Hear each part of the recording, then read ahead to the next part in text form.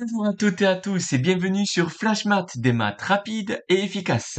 Alors aujourd'hui nous allons voir comment factoriser n'importe quelle expression de type collège.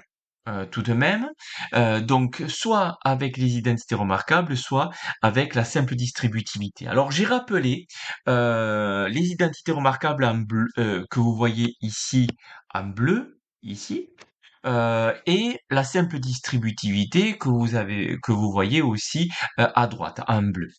Là, ces expressions en bleu, ces identités remarquables et le développe et la simple distributivité sous la forme de développement. C'est-à-dire, on a bien a plus b au carré, c'est-à-dire on a une multiplication de deux choses, c'est a plus b fois a plus b, qu'on a transformé en une somme algébrique d'éléments. De la même façon, ici, on a bien une multiplication de deux choses pour cette simple distributivité qu'on a transformée en addition de deux éléments. Donc, on est bien sur le développement. Là, nous, on est sur la factorisation. Donc, on va plutôt regarder la partie rouge, c'est-à-dire les identités remarquables, les voir dans l'autre sens. On a une on a une somme algébrique, pardon, et on le transforme en produit. Ou là, pour la simple distributivité, on a une addition de deux choses, on va le transformer en multiplication de deux éléments. Voilà ce qu'on a. Maintenant, un exemple.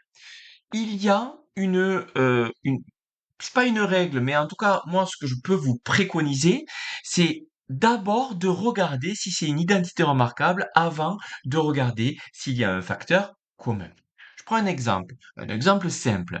J'ai 3x plus 3y. D'abord, je regarde si ça ressemble à une identité remarquable pour la factoriser.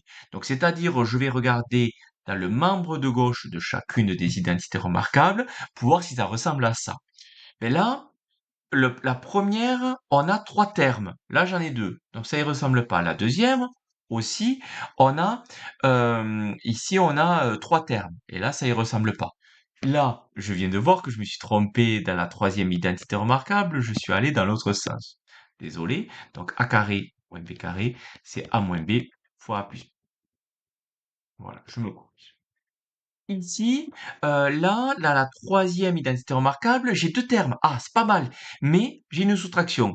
Là, j'ai une addition, donc ça marche. Donc, ça veut dire que c'est pas une identité remarquable et donc que c'est avec un facteur commun. Ici, pour avoir un facteur commun, ben, du coup, il faut avoir un élément qui se répète. Là, j'ai un 3 qui se répète.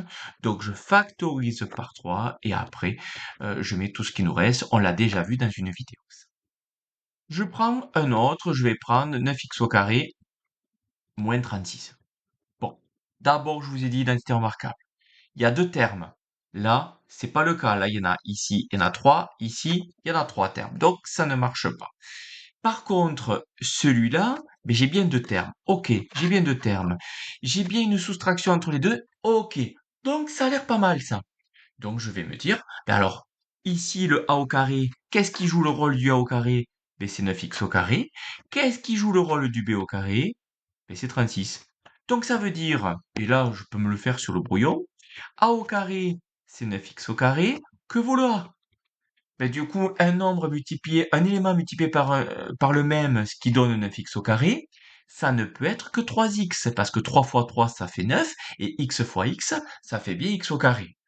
Je fais le même raisonnement avec b au carré qui fait 36. Mais quel élément multiplié par lui-même donne 36? C'est 6. Donc b vaut 6. Donc ça veut dire que là, si je factorise, je vais factoriser de ce style-là, c'est-à-dire je vais avoir une première paire de parenthèses, une deuxième paire de parenthèses, je vais avoir une soustraction et puis après une addition, mais si j'ai une addition après une soustraction, ça marche de la même façon. Et le premier élément de chaque parenthèse, je vais mettre le a. Le a, j'ai trouvé, c'est 3x. Le B, qu'est-ce que c'est? C'est 6. Voilà. Et ça y est, j'ai factorisé en 3x moins 6 fois 3x plus 6. Et c'est fini. Et on fait ça tout le temps. Alors, Là, bien sûr, quand vous avez une expression du style 3x plus 4 fois 2x moins 6 moins 5x plus 7 fois 3x plus 4, bon, bien sûr que ça ne va pas ressembler à une identité remarquable, on n'a pas de carré visible, voilà, on n'a pas de choses de ce style-là, donc on voit déjà que ça va être un facteur commun. Mais toujours aller dans ce sens. Alors attention, des fois, il peut y avoir des pièges, comme là, quand on a 3x plus 4 au carré moins 100, et ça, oui, c'est une identité remarquable, c'est la dernière, parce que on a une soustraction de deux éléments. Celle-là, on le voit que c'est un carré, et celle-là, c'est un carré caché, parce que 100, c'est 10 au carré, et donc on va pouvoir le factoriser comme une troisième identité remarquable. Voilà. Mais pour pas refaire toutes les vidéos que j'ai fait sur la factorisation, l'optique de cette vidéo, c'est de bien comprendre qu'il faut d'abord tester avec les identités remarquables. Et si c'est pas une identité remarquable, ça veut dire que on va pouvoir factoriser avec un facteur commun. Et là, vous pouvez revenir sur une vidéo que j'ai déjà faite. Voilà. J'espère que c'est assez clair. N'hésitez pas à me le dire par commentaire, n'hésitez pas à mettre un j'aime, n'hésitez pas à vous abonner à ma chaîne.